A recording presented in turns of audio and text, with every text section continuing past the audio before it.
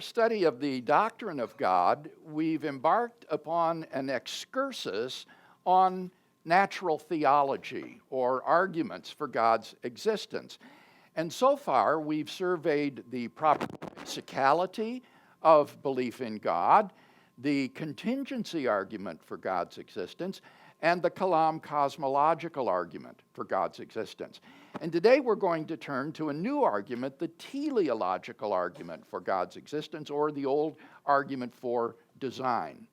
The importance of this excursus was brought home to me afresh this week as I watched a video of a Veritas forum at Ohio State University from last year featuring a Christian scientist and an atheist philosopher. And the atheist philosopher's main point was that there's just no evidence for God's existence, and therefore it would be unjustified to believe in him, and therefore we should simply affirm that God does not exist and that there is no ultimate meaning to life in the sense of a point or purpose to our existence. And it struck me that he made no effort at all to defend his position. He simply asserted it.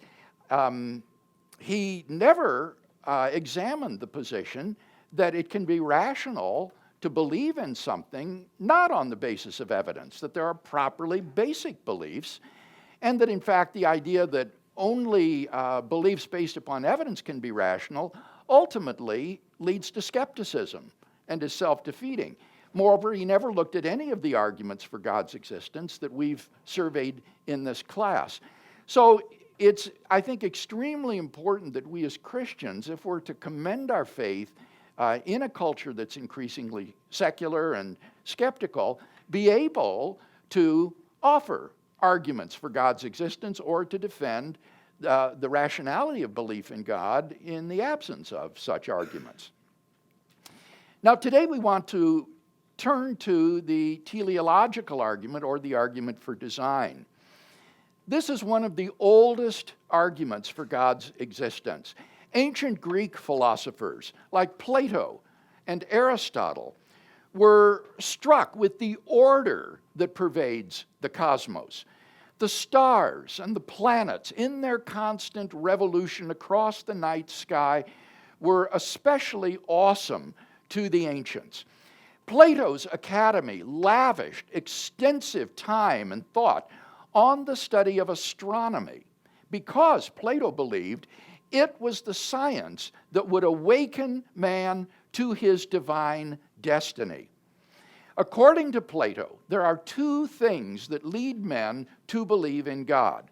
First, the argument from the existence of the soul, and then secondly, the argument from the order of the motion of the stars and of all things under the dominion of the mind which ordered the universe.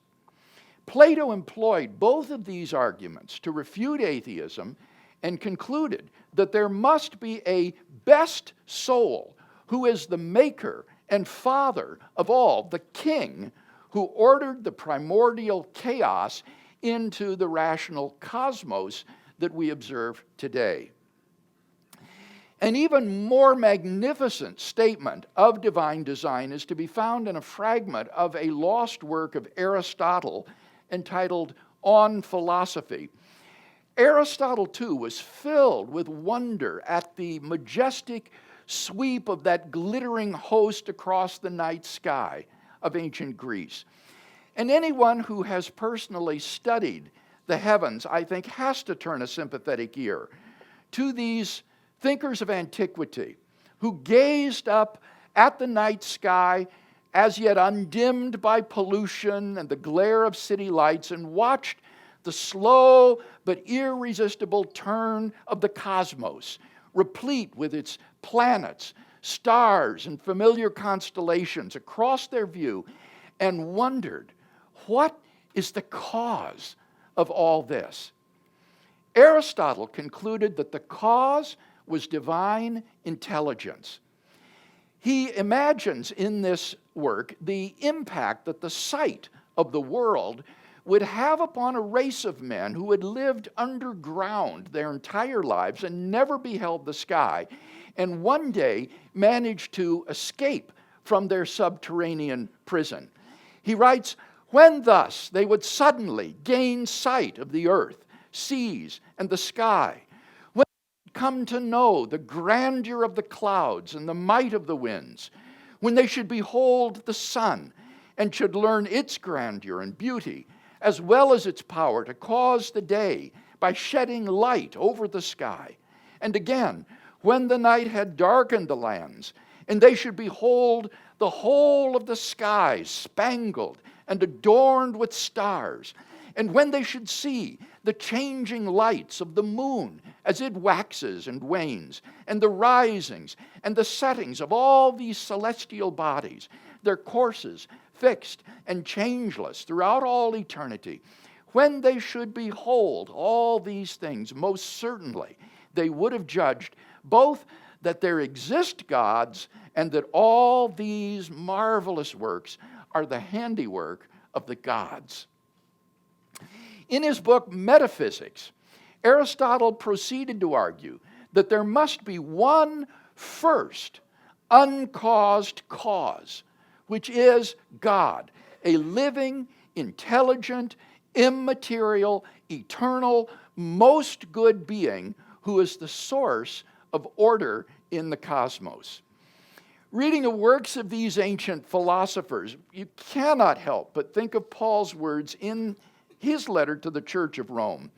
Ever since the creation of the world, his invisible nature, namely his eternal power and deity, has been clearly perceived in the things that have been made. Romans chapter 1, verse 19. From earliest times, men who have been wholly ignorant of the Bible have concluded on the basis of the design in the universe that God must exist. And today, many astronomers, as a result of recent discoveries, are coming to a similar conclusion. Scientists used to think that whatever the conditions of the early universe might have been like, given sufficient time and some luck, intelligent life forms like us would probably evolve somewhere in the universe. As a result of discoveries over the last 50 years or so, we now know that that assumption was wrong. In fact, quite the opposite is true. Astronomers have been stunned by the discovery of how complex and delicate a balance of initial conditions must be given in the Big Bang itself if the universe is to permit the existence of intelligent life anywhere at all in the cosmos. This delicate balance of initial conditions has come to be known as the fine tuning of the universe for life. We've come to discover that the universe is incomprehensibly fine-tuned for the existence of intelligent life. Now, this fine-tuning of the cosmos is of two sorts. There are first the constants of nature, and then there are certain arbitrary quantities.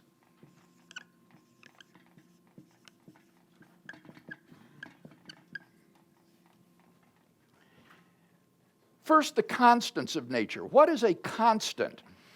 Well, when the laws of nature are expressed as mathematical equations, you find appearing in them certain symbols which stand for unchanging quantities, like the force of gravity, or the electromagnetic force, or the subatomic weak force, and so forth.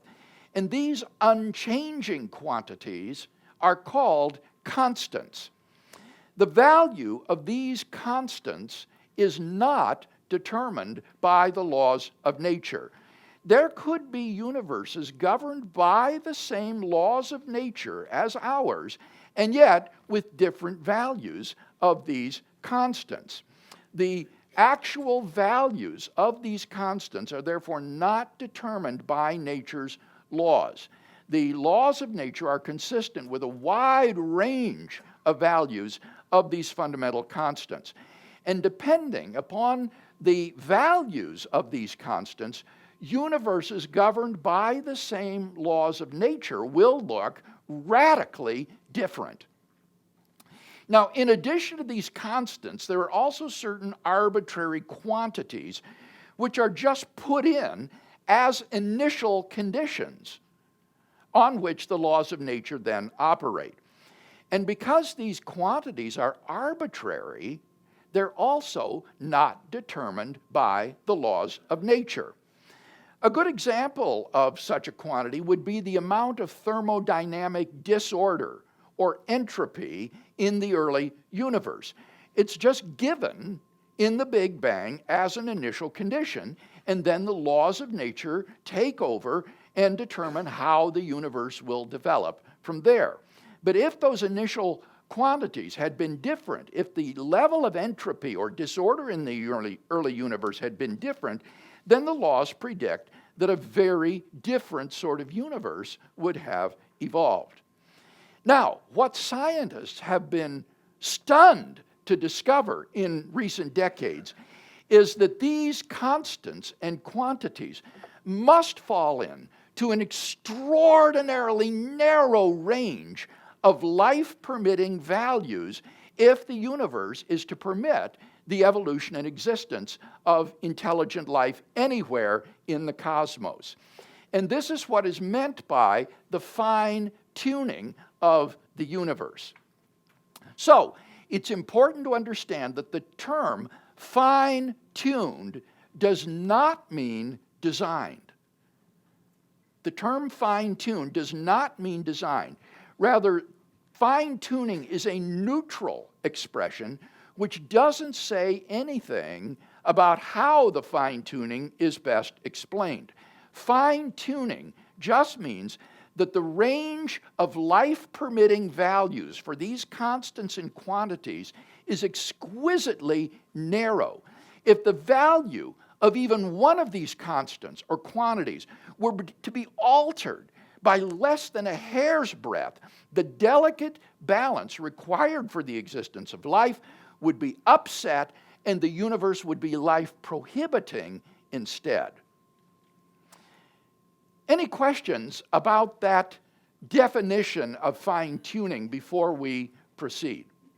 All right, well, let's look at some examples of fine-tuning. Fine-tuning in this neutral sense is fairly uncontroversial and well established. Physics abounds with examples of fine-tuning. Now, before I share a few of these examples, let me just give you some numbers to give you a feel for the delicacy of this fine-tuning. The number of seconds in the history of the entire universe since the Big Bang is said to be 10 to the 17th. That's 1 followed by 17 zeros, an incomprehensible number, the number of seconds in the history of the universe since the Big Bang. The number of subatomic particles in the universe is said to be somewhere around 10 to the 80th particles. The number of subatomic particles in the entire known cosmos is said to be somewhere around 10 to the 80th. Now, this is simply an incomprehensible number. We have no idea, really, of what something like this means. It is beyond human imagination. Now, with these numbers in mind, consider the following. Both the force of gravity and the atomic weak force are so finely tuned that an alteration of their values by even 1 part out of 10 to the 100th power would have prevented a life-permitting universe. Similarly, a change in the value of the cosmological constant, which drives the acceleration of the universe, by even 1 part out of 10 to the 120th power would have rendered the universe life-prohibiting. Here's a real corker. Roger Penrose has estimated that the odds of our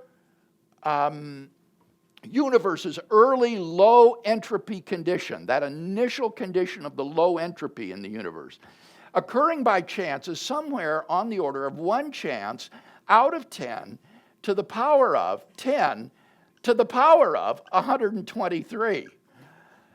A number which is so incomprehensibly large that to call it astronomical would be a wild understatement. Clearly, the fine-tuning that we're talking about here is literally beyond human comprehension. Having an accuracy of even 1 part out of 10 to the 60th power would be like having an aim so accurate that you could fire a bullet at a target on the other side of the universe, 20 billion light years away, and nailing a 1-inch bullseye. And that number is insignificant compared to numbers like 10 to the 120 or 10 to the 100th. And it's not just each quantity or constant that must be finely tuned. When you multiply these together, that they must all fall into the exquisitely narrow life-permitting range. We're dealing here with numbers that are simply incomprehensible. So the examples of fine-tuning are many and various, and therefore they are not likely to disappear with the future advance of science. Their multiplicity, that is to say their numerosity, the number of them, and then their variety, they're different, make it highly unlikely that these numbers are going to be done away with or disappear with the advance of physics. Like it or not, fine-tuning is just a fact of life, which is scientifically well established. Now, you might be thinking at this point, but if the constants and quantities had had different values, then maybe different forms of life might have evolved. But that underestimates the really disastrous consequences of a change in the values of these constants and quantities. When scientists talk about a universe as being life-permitting, they're not talking about just present forms of life. By life, scientists mean the property of organisms to take in food, extract energy from it, grow, adapt to their environment, and reproduce. It's the property of an organism to take in food, extract energy from it, grow, adapt to their environment, and reproduce. And anything that fulfills those conditions counts as life. And the point is, for life, so defined, to be possible, whatever form it might take, the constants and quantities of the universe have to be unbelievably fine-tuned. Otherwise, disaster results. In the absence of fine-tuning, not even matter, not even chemistry would exist, much less stars and planets where life might evolve. Any comment or question on that aspect of the fine-tuning argument? Yes, Don. Just a question about those astronomical numbers. Yes. What kind of parameters does somebody use to even calculate those kind of numbers? And is there any rational basis for it? Oh yeah, there's definitely a rational basis for it, Don. What they do is they simply increase the value, say, of gravity a little bit. And what you would discover then when you run the laws of physics with a slightly stronger gravitational constant is that everything will collapse in on itself and the universe will collapse into a black hole. On the other hand, if you just marginally weaken the force of gravity a little bit, then the laws predict that the universe would just expand so rapidly that stars and planets would never congeal, and so there would never be any sites on which life could exist. So because we're talking about universes governed by the same laws, physicists can alter these values and then run the laws and predict what sort of consequences would ensue. And what they find is as I say, that if you alter these values by even a hair's breadth, stronger or weaker, then the universe turns out to be life prohibiting rather than life permitting in some way or other. So this, very, very similar to your question. I was discussing this argument with some atheists at Georgia Tech once, and we kind of came to a stopping point where they were discussing how you would actually come up with this probability. It seemed that they were kind of making an argument from like what you would call a frequentist philosophy of like probability, which states that you can't say something's a possibility until you've actually observed it. So I wondered if this would be more like an epistemic philosophy of probability where you can just, it's a hypothetical reality. I've dealt with this objection in my chapter on fine-tuning and reasonable faith. I wasn't going to say anything about it here, but let me say something about that. Do you understand what the objection is? The objection is that probability means that something will happen, say, 1 time out of 10. It's a frequentist analysis of what probability is. And therefore, if you've never observed, say, 10 trials, you don't know what the probability is of something occurring. And obviously, there's only one universe, so it's meaningless to talk about the probability of the universe being fine-tuned because there is only one trial, so to speak. And so we can't speak of the probability of the fine-tuning. I think this is quite mistaken. In the first place, a frequentist analysis of probability is mistaken. Just to give an illustration of this, scientists are investing thousands of man-hours and millions of dollars in research looking for an event of proton decay. In reactors, they're trying to detect the decay of a proton into more fundamental particles. This has never been observed, even though physics predicts that it can happen. Now, on the frequentist model, that means that they are looking for an event that has 0 probability, because it never happens. And yet that's obviously wrong. Scientists are not wasting millions of dollars and thousands of man-hours looking for this because it's an event of 0 probability. So the analysis that the frequentist gives simply isn't applicable here. So how should we understand probability? Well, John Barrow, who is a physicist at Cambridge University, gives the following illustration. He says, let's take a piece of paper and put on it a red dot, and let that red dot represent our universe with its values of the constants and quantities. So this is our universe, characterized by the constants and quantities that it has. Then he says, let's alter those constants and quantities by a tiny amount, and this is a new universe. If it's a life-permitting universe, make another red dot in the vicinity of the first. If it's a life-prohibiting universe, he says, make it a blue dot. Now, I don't have a blue marker, so I'll make a black dot. And then do it again, and do it again, and do it again, and do it again, until your sheet is filled with dots. And what you wind up with, he says, is a sea of blue with only a couple of pinpricks of red. And it's in that sense that a finely tuned universe is highly improbable. The values of the constants and quantities are such that only an exquisitely tiny number of values will be consistent with the permission of life. The vast majority of these possible universes are life prohibiting. And so I think that gives us a pretty clear sense in which we can say that the existence of a finely tuned universe is incomprehensibly improbable. Sure. Could you also say that some of these numbers were created from simulations that scientists started to use for other scientific inquiries that have actually yielded results, and that this would be a lot more favorable of a calculation, therefore? I don't know the answer to that question, whether or not by contemplating universes where, say, the weak force in the atomic nucleus had a stronger value, this would lead to some sort of fruitful prediction.